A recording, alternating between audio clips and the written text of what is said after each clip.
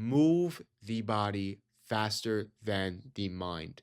Do not give the voices in your head time to negotiate with you and draw up the whiteboard of all the reasons why you should hang out, take it easy, shift it over to the right lane on the highway and hit cruise control for the day, to slack off for another day. They're always gonna win in that room, in that realm. They're always gonna beat you. It's a unbeatable battle right there. And the longer you sit there and the longer you wrestle with them and the longer you play their game, the harder it's going to be to get shit done.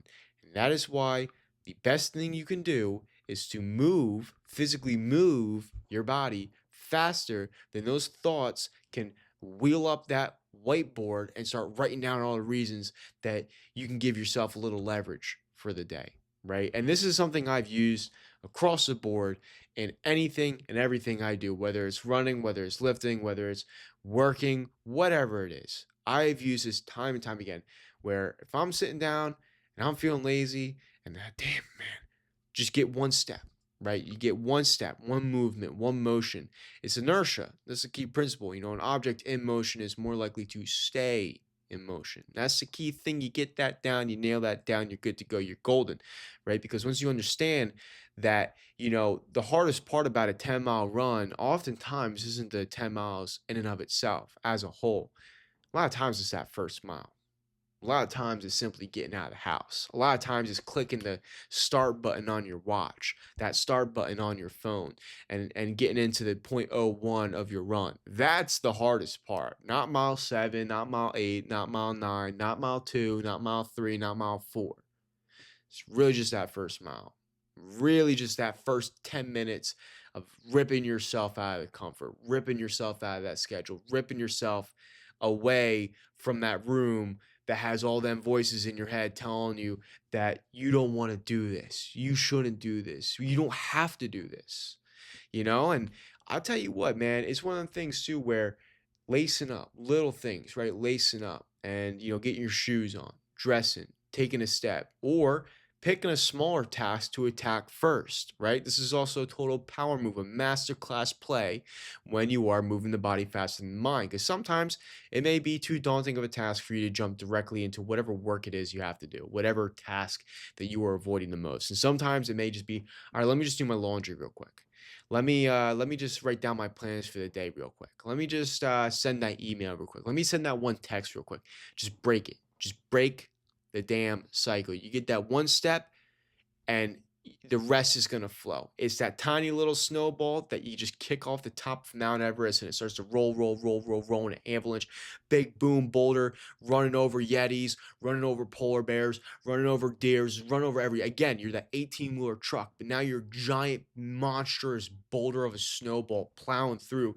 And now next thing you know, you got the 10-mile run down, you got the work down, you texted that person that you didn't want to text. You got the work done, you hit the lift, you ate the diet, you ate that meal that maybe isn't as tasty, right?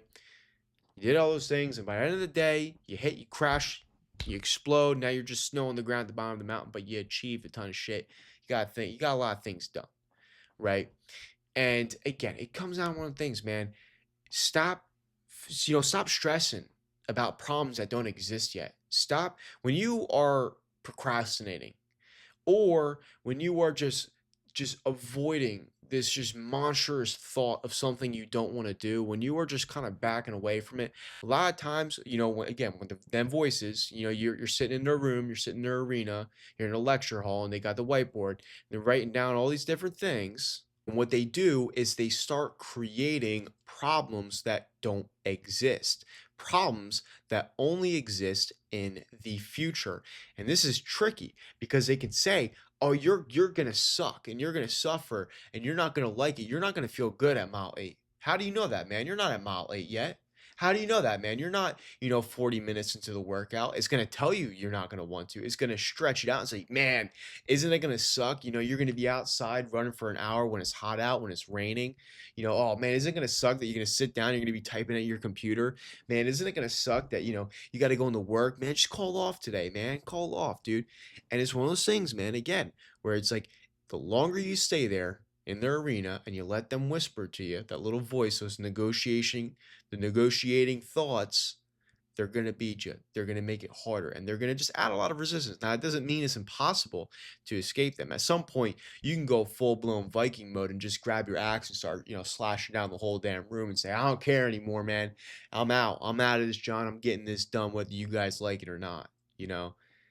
But again, guys, this is not in regards to going into a white padded room with the voices in your head. This is like a very, theoretical, hypothetical situation right here. Because again, we all know how it gets when you're just trying to do something you don't want to do, right? And again, the best thing I can give you, the best piece of advice I can give you, move the body faster than the mind.